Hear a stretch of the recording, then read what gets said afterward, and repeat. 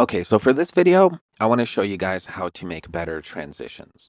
I haven't posted a video in a while, and I'm working on this single right here. And I figure one of the techniques I'm using in this could actually be useful to many of you.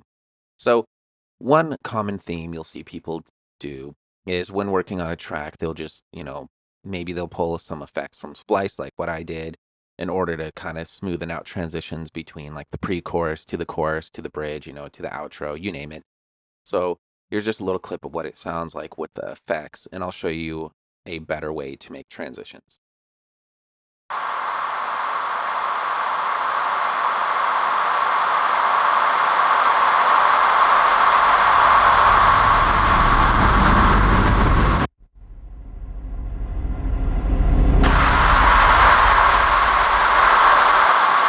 So you get the idea, but there is another way. So one of the things I did, I'll go ahead and show you real quick.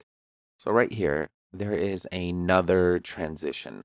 And what this transition is what you do is, let's say you're about to introduce some guitar or some chopped vocal. Here is a little sample of it. So in this case, I'm actually about to introduce some chopped vocals real quick. And I go ahead and I add this transition. I'll show you why it's important and why it's made the way it is.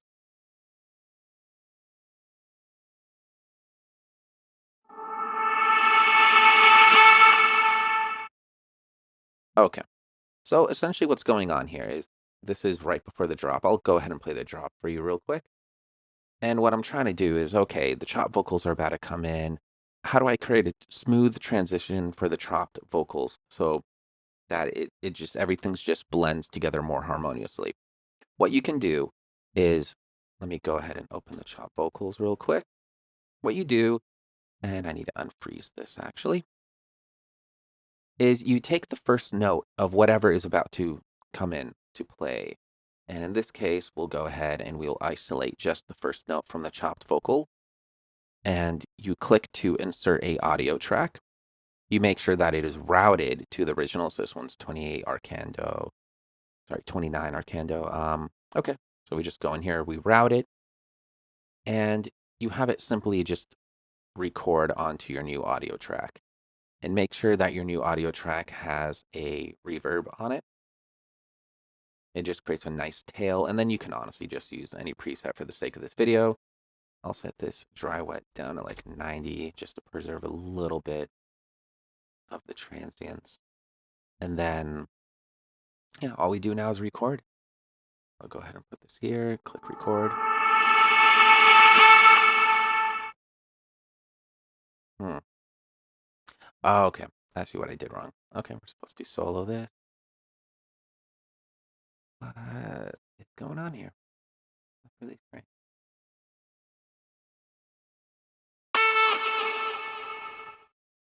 Perfect. Okay. So then all we do is we kind of trim this up a little bit.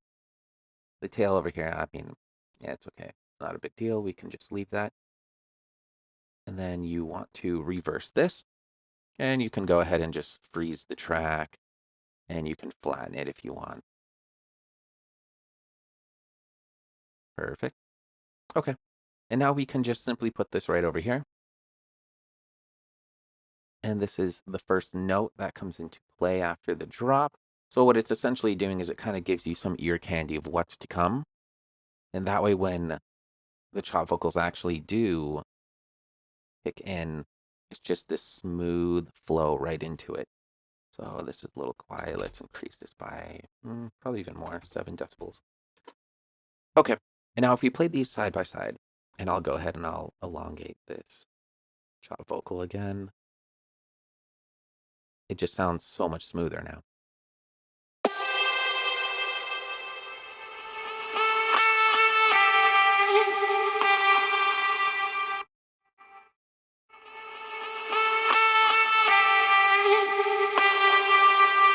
So you can see what's going on, and you can use it for anything. So just to show you once more, I can use it for guitar. Let's pull up the guitar. Let's just unfreeze it real quick. Okay, so I have this little guitar part right here, and let's say I wanted a smoother transition before the guitar comes in. I'll go ahead and play it real quick.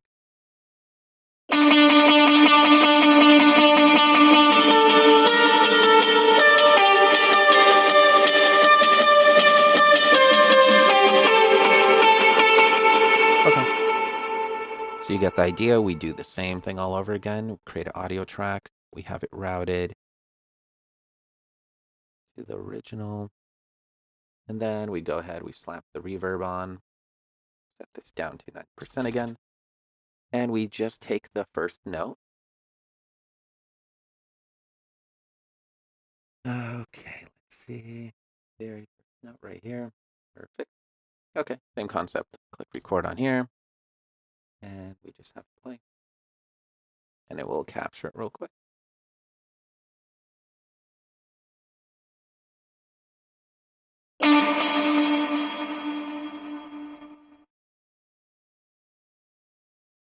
Okay, that worked. Let's go ahead and trim it. We freeze. And then we flatten it.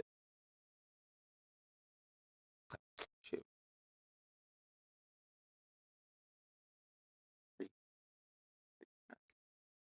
And then flatten.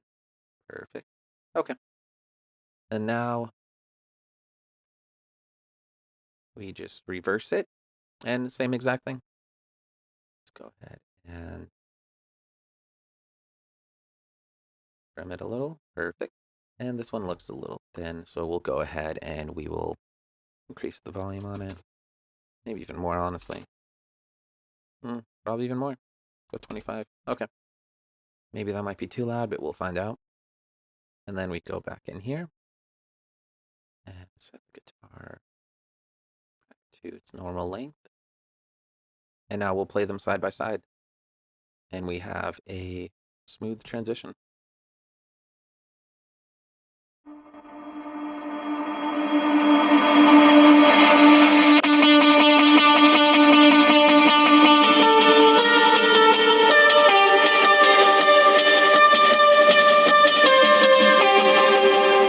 And you can use this again and again for anything you'd like. This one's actually got like some slight clipping going on.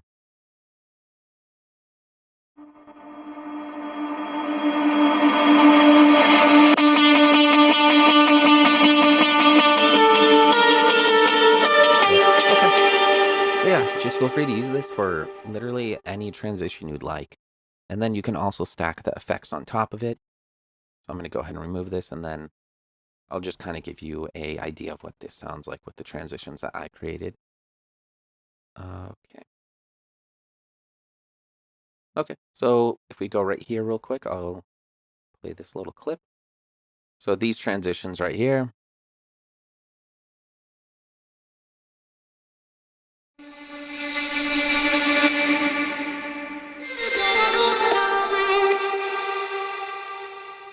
They were made the exact same way I'm showing you, but when you throw everything together, it creates a really, really nice blend so that everything just kind of comes together as one cohesive piece.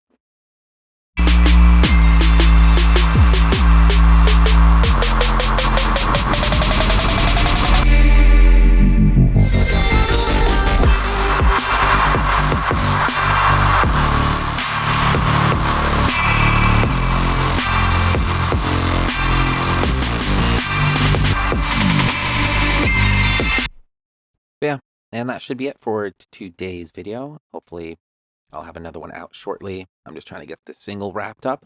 And then, yeah, I always appreciate it if you can follow me on Instagram and my SoundCloud. I'll leave a link in the description. Any sort of input is always supported. You can leave a comment as well if there's anything you'd like me to cover, and that should be it. Thanks for watching.